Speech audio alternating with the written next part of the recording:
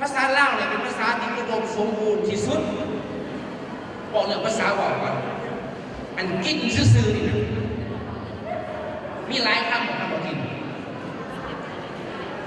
คนเท่าธรรมดาพอเมียได้อบรมเหมือนกันกินเขาไม่บอกขันเป็นพระไอ้สัน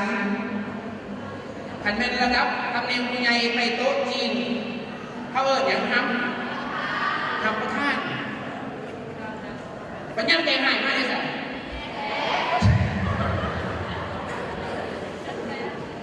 มีเมย์เอาลูกหน่อยไปใส่บาตรนั่ง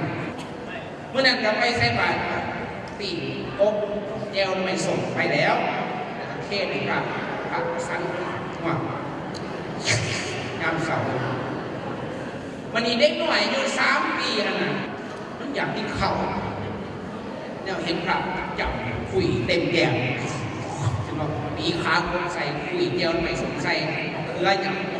โป๊กเฉียดยั่วเพื่อตัวเด็กหน่อยอะไรอย่างเนี่ยไม่อยากกินข้าวทั้งแม่เลยให้พระเป็นสันก่อนเขาจะไปกินลูกแล้วไปนั่งโดนไปน่าได้ยินเนาะเนี่ยเบิ่งปากพระหิวอยู่เด็กหน่อยเขาอีกเนี่ยไม่อยากกินข้าวเธอที่ซ้อมแม่ก็เลยอยากบอกกับลูกแม่เดิมให้เพื่อนสั่งสักคนเขาจะกินนั่งไปอีกลูกเขาอีกอยากกินเขากันยังพอให้เพื่อนสั่งสักคนมึงจะสแตกข่างต่อไปวันลูกแอลอีกงวยหนามากกว่าในวันเรื่องผู้กันยังบอกเนี่ยว่าให้เพื่อนสแตกสักคนมึงจะสั่งมันใจหายเนี่ยมันเลยลงหนาลงหลังอยากบอกให้หนูว่าการใส่ภาษาต่อยกับคนออกไม้กินอย่างเดียวไม่กินมีสารมีหามประทานมีอย่างอีกพันกับพระราชาโคตรสวยเป็นบอกสวยอย่างอีกกินสันสวยหามประทานมีอีกคำศัพท์ที่ผมควรบอกเรื่องคืออันนั้นแหละสักนะ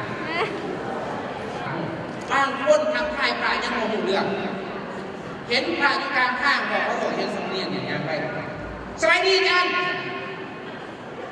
เมียนบอกแบบไหนเวลาเห็นพระเขาทำทายที่ไหนรวมกันเป็นแถวไผ่ต่อไปขึ้นมาที่ไหนแผ่นDVD 1 แผ่นขึ้นมาเลยเอาตัวมือต้องใช้แรงๆให้แน่เวลาเห็นพระเขาสิทักทายเป็นมาจากไหนนมัสการคือว่าเอาตัวมือต้องใช้แรงๆให้มันแน่อีกเท่านึงอะไรขึ้นมาอะไรให้มันถูกทางสมมติว่าเขาอยากให้เพิ่นออกจากหันก็ยุติเขาสิว่าจากไหน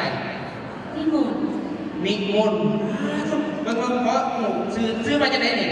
ซื้อวันนี้นาเฮียนไม่ใช่หรอคณะอักษรศาสตร์สัมโพดังนั้น